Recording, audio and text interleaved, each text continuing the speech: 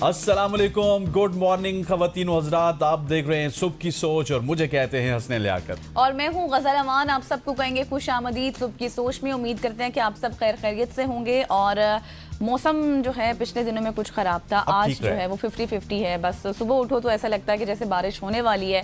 जब ट्रेवल करो ऑफिस के लिए तो धूप निकल आती हो, ऐसा लगता है अब ये वक्त आ गया कि हम बारिश ना होने को सेलिब्रेट करते हैं। Exactly, एक वक्त ऐसा था कि हम बारिश होने का इंतजार करते थे, अब ना होने को सेलिब्रेट करते हैं। बिल्कुल एग्जैक्टली, क्योंकि बारिश जितनी जहमत बनकर लोगों पर आई है उसके बाद अब बहुत कम लोग तवक्को करते हैं। शायद जहाँ पर सैलाब नहीं आया वहाँ पर ये ज़्यादा तवक्को की जाती है कि मौसम थोड़ा सुहाना हो जाए, लेकिन जितने लोग इस चीज़ से इफेक्ट होते हैं उनके लिए जहमत ही है।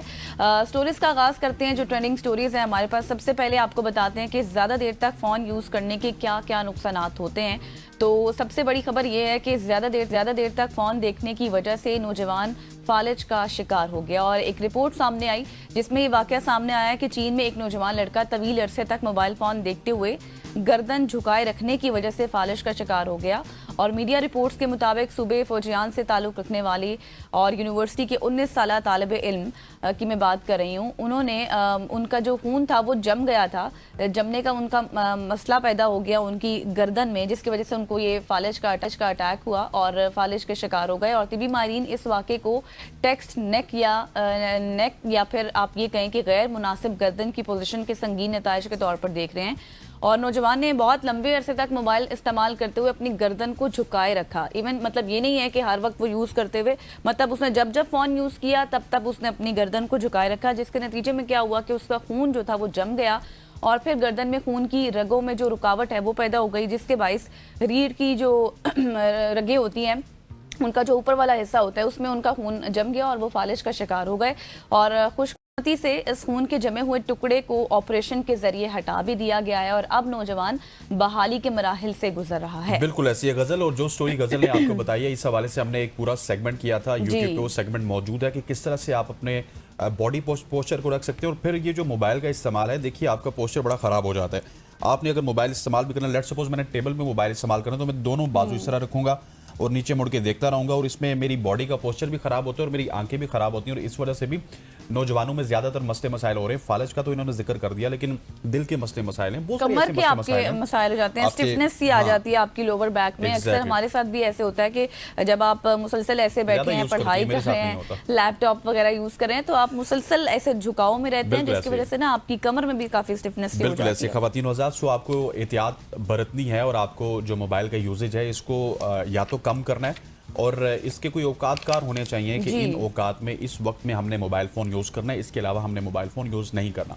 ख़वातीन हज़रात आगे बढ़ते हैं। और वैसे मच्छरों से गज़ल की मोहब्बत बड़ी शानदार है और ये मच्छर के हवाले से हमें स्टोरीज़ भी बताती रहती है। मच्छर किस किस्म के होते हैं, कितनी अक़साम होती हैं, इस हवाले से भी इन्होंने हमें स्टोरीज़ बताई। लेकिन आज मैं इनसे ये सवाल करूंगा कि क्या आपको मच्छर ज़्यादा काटते हैं? हाँ, क्योंकि मुझे मच्छरों से मोहब्बत ही इसीलिए कि मुझे ज़्यादा काटते हैं। हाँ, मैं आज आपको कभी कभार बहुत ज़्यादा काटते हैं, लेकिन अब थोड़ा सा कम हो गया है क्योंकि उनको मार देती हूँ ना। बिल्कुल ऐसी है। और गज़ल को भी अगर मच्छर ज़्यादा काटते हैं तो आज मुझे बताना पड़ेगा कि मच्छर क्यों ज़्यादा काटते हैं। कुछ लोग ऐसे हैं जिसका गज़ल इनको मच्छर ज़्यादा काटते हैं, और ये क्यों ज़्यादा काटते हैं इसके हवाले से साइंसी वजूहात सामने आई हैं। उनमें से एक ये है कि जिस्म से जो खारिज होने वाली कार्बन डाइऑक्साइड है, वो मच्छर दूर से इंसान को सांस के ज़रिए ये जो कार्बन डाइऑक्साइड है इसको पहचान लेते हैं। और जो लोग ज़्यादा सांस लेते हैं, मसलन जिनका जिस्मानी तौर पर जो बड़े होते हैं, जिस तरह हामला ख़वातीन हैं या फिर वर्जिश करने वाले लोग हैं, वो मच्छरों को ज़्यादा मुतवज्जो करते हैं। दूसरा इसकी वजह यह है कि जिस्म की जो आपकी बू होती है या फिर पसीने के केमिकल्स होते हैं, इंसानी पसीने की अगर बात की जाए तो उसमें लैक्टिक एसिड होता है, यूरिक एसिड होता है, इमोनिया जैसे मुरक्कबात होते हैं। कुछ अफराद के जिनियाती तौर पर ये केमिकल ज़्यादा होते हैं, जिससे वो मच्छरों के लिए ज़्यादा पुरकशिश बन जाते हैं। तीसरा आपका ब्लड ग्रुप भी है कि ब्लड ग्रुप भी इसके ऊपर असरअंदाज होता है। तहकीक के मुताबिक जो ओ ग्रुप के लोग हैं, जिस तरह मैं हूँ, उनको मच्छर ज़्यादा काटते हैं, जबकि ए ग्रुप वाले जो ग्रुप हैं उनको मच्छर निस्बतन थोड़े से कम काटते हैं। अगर जिस्म के दर्जा हरारत और गर्मी की बात करें तो वो भी एक वजह है। मच्छर हरारत को भी महसूस करते हैं। जो लोग जिस्मानी तौर पर ज़्यादा गर्म होते हैं उन पर मच्छर ज़्यादा आते हैं। और आखिर में कपड़ों का रंग भी मच्छरों को अट्रैक्ट करता है, ये मैंने नोट किया है। मच्छर ख़ास तौर पर स्याह, नीला और सुर्ख रंग के कपड़ों को की तरफ ज़्यादा खींचे चले आते हैं, वो उनकी तवज्जो का ज़्यादा मरकज़ बनते हैं। जबकि सफ़ेद या फिर हल्के रंग का जो कपड़ा है उसमें निस्बतन मच्छर कम आते हैं। सो अगर आप मच्छरों से बचना चाहते हैं, आपको मॉस्किटो वगैरह तो लगाना पड़ेगा, लेकिन आज हमारी ये वीडियो है, ये आप अपने पास सेव रखें। तो हमने सारे एस्पेक्ट्स आपको बता दिए, साइंसी से लेके कपड़ों तक कि आप किस तरह से मच्छर से बच सकते हैं। अच्छा, अब ये तो आपने बताया ना मॉस्किटो के हवाले से, और इसमें कुछ चीज़ें ऐसी हैं जो मुझसे रिलेट करती हैं, जैसे कि जो आपने ब्लड ग्रुप बताया उस हवाले से भी, सेकेंडली आपने ये बताया कि जो कार्बन डाइऑक्साइड वाली चीज़ें होती हैं उससे भी, और रंग की जो आपने बात की है ना वो बहुत मैटर करती है, क्योंकि मेरी दादी हुआ करती थी, वो क्या करती थी कि अक्सर ना तेल नहीं होता जो कड़वा तेल, वो कहती थी कि जब आप रात को सो तो अपने हाथों और पाँव पे वो लगा के सो, उससे भी है कि मच्छर दूर भाग जाता है। एग्जैक्टली, वो देसी घर का मॉस्किटो था। तो अभी मैं कभी कभार वो भी टोटका अपना लेती हूँ घर में जब होती हूँ कि मैं तेल अपने बाजू पे भी और पाँव पे भी लगा के सो जाती हूँ ताकि मुझे मच्छर थोड़े से कम काटें। तो ये भी एक तरीका है, उससे भी आप बच सकते हैं।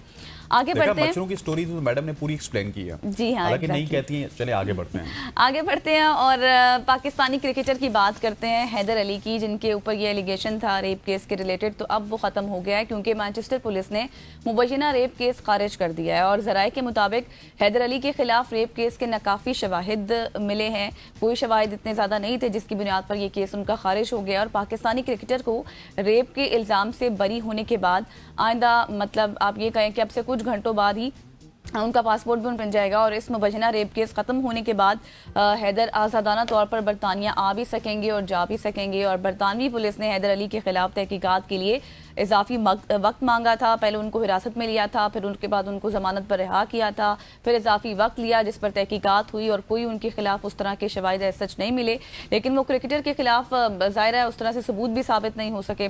आपको ये भी याद होना चाहिए कि हैदर अली को पुलिस ने एक लड़की की तरफ से रेप के इल्ज़ामात आयद किए जाने के 2 हफ्ते बाद ही गिरफ्तार कर लिया। बिल्कुल ऐसी है हैदर अली, आपको मुबारकबाद हो हमारी तरफ से भी। और पाकिस्तान क्रिकेट बोर्ड ने इसमें आपकी मावनत भी की। इस हवाले से एक ट्वीट भी सामने आई थी। नॉर्मली पाकिस्तान क्रिकेट बोर्ड मामलात को छुपाता है, लेकिन उसने जब ये पब्लिकली सामने लाया तो लोगों का एक सेंटीमेंट भी था जो आपके हक में भी था, आपके खिलाफ भी था। लेकिन अब उम्मीद करते हैं कि जो आपकी क्रिकेट है उसको इससे फ़र्क ना पड़े, और आपका जो सेंट्रल कॉन्ट्रैक्ट था उसमें आप वापस आ जाएं, और उसके साथ साथ जो आपकी डोमेस्टिक क्रिकेट थी या फिर आपकी जो लीग क्रिकेट थी वो वापस जल्दी से बहाल हो जाए। ख़वातीन व हज़रात, अब इन्होंने क्रिकेट की बात कर दी तो मैं भी क्रिकेट की बात करता हूँ। क्रिकेट की दुनिया में एक बहुत ही ज़बरदस्त कारनामा सामने आया है। जिम्बाब्वे के लिए एक तारीखी लम्हा है, और ये पाकिस्तान के लिए भी है। मायनाज खिलाड़ी सिकंदर रजा, जिनका ताल्लुक सियालकोट से है लेकिन वो खेलते जिम्बाब्वे के लिए, और उनकी उम्र है 39 साल। वो आईसीसी के वनडे इंटरनेशनल रैंकिंग में दुनिया के नंबर 1 ऑलराउंडर बनने का एजाज़ उन्होंने अपने नाम कर लिया। ये संगमील जिम्बाब्वे के क्रिकेट के लिए बेहद फ़ख्र का लम्हा है, क्योंकि इससे अगर कबल बात की जाए तो किसी भी जिम्बाब्वियन खिलाड़ी ने आलमी सतह पर यह मकाम हासिल नहीं किया। जिम्बाब्वे को श्रीलंका के खिलाफ हालिया एक रोज़ा सीरीज़ में 2-0 से शिकस्त का सामना करना पड़ा, लेकिन सीरीज़ में सिकंदर रजा की बदौलत टीम ने बेहतर मुकाबला किया और सिकंदर ने आईसीसी रैंकिंग में पहली पोजीशन हासिल की। पाकिस्तान का कोई भी खिलाड़ी वनडे ऑलराउंडर रैंकिंग में सरफहरिस्त 10 खिलाड़ियों में जगह नहीं बना पाया। ताहम अगर सलमान अली आगा की बात की जाए तो वो ऑलराउंडर्स कैटेगरी में 22वें नंबर पर हैं। सो सिकंदर रजा जिम्बाब्वे की जानिब से खेलते हैं, उनकी जानिब से खेलते हैं, वो नंबर 1 ऑलराउंडर बने।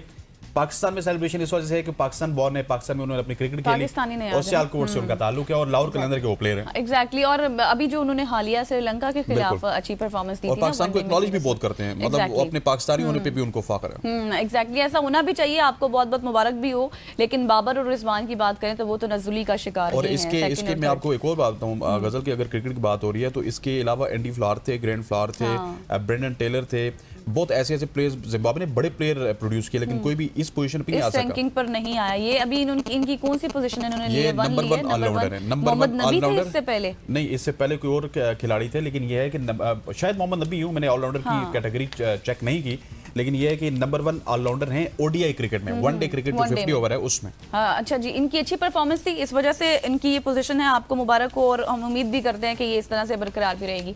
आगे बढ़ते हैं, आपको इंडिया लिए चलते हैं और इंडिया में एक बहुत अच्छी स्टोरी है जो आपके साथ शेयर करनी है। अच्छी भी आप कह सकते हैं या फिर अपने हिसाब से जिस तरह से आप इसको एनालाइज करें।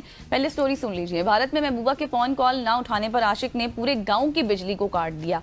मोहब्बत अंधी तो होती है, लेकिन इतनी ज़्यादा अंधी होती है, ये मैं अब इन स्टोरीज के बाद देख रही हूँ। मोहब्बत में इंसान कुछ भी कर बैठता है, और इसकी एक मिसाल अनोखी सी यही है कि सोशल मीडिया पर वायरल हुई ये वीडियो, जिसने सार्फिन को काफ़ी हैरान किया, महसूस भी किया। वायरल वीडियो में वाज़ेह तौर पर ये देखा जा सकता है कि एक नौजवान बड़े प्लेयर्स, यानी कि आप ये कहें कि ये जो प्लास वगैरह होता है, जिसको आसान अल्फाज में मैं कहूँ, तो उसके साथ बिजली के खंभे पर वो चढ़ता है और चंद लम्हों में वो तमाम जो तारे हैं वो काट देता है, जिसके मुबैना तौर पर उसकी महबूबा के गांव की बिजली भी मुअत्तल हो जाती है। बदला ले लिया उसने। और रिपोर्ट्स ये बताती है कि नौजवान इसलिए बरहम था, गुस्से में था, क्योंकि उसकी गर्लफ्रेंड फ़ोन कॉल्स का जवाब नहीं दे रही थी और लाइन मुसलसल मसरूफ़ हो रही थी, और बातचीत के ज़रिए मसला हल करने के बजाय नौजवान ने जज्बात में आकर पूरे गांव की बिजली को काट दिया। और ये वीडियो इस वक्त सोशल मीडिया पर भी बहुत ही ज़्यादा तेज़ी से वायरल हो रही है और मीम्स का मौजू भी बन गई है। मीम्स का तूफ़ान आया हुआ है, क्योंकि कुछ सार्फिन ने इसे असली फिल्मी आशिक करार दिया है, जबकि दूसरे लोग इसका मजाक भी उड़ा रहे हैं और कह रहे हैं कि इस तरह से पावर को कट कर देना एक नई सतह पर मतलब पहुँचा दिया है उसने। और एक सारिफ ने यह भी लिखा कि भाई को चाहिए कि हॉलीवुड फिल्में जो है वो थोड़ा सा कम देखा करें, क्योंकि उनको नुकसान भी हो सकता था।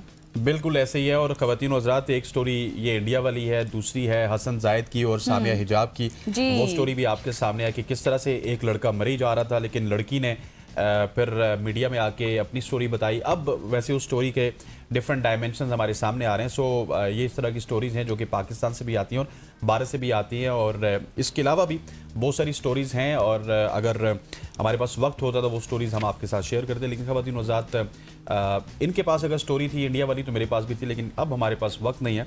इंशाल्लाह कल उस स्टोरी को हम उसके साथ आपके साथ जरूर शेयर करेंगे, क्योंकि इंटरेस्टिंग स्टोरी है वो। बिल्कुल ऐसे। यहाँ पे वक्त हो जाता है एक शॉर्ट सी कमर्शियल ब्रेक का। ब्रेक लेते हैं, वापस आते हैं, हमारे साथ रहिएगा।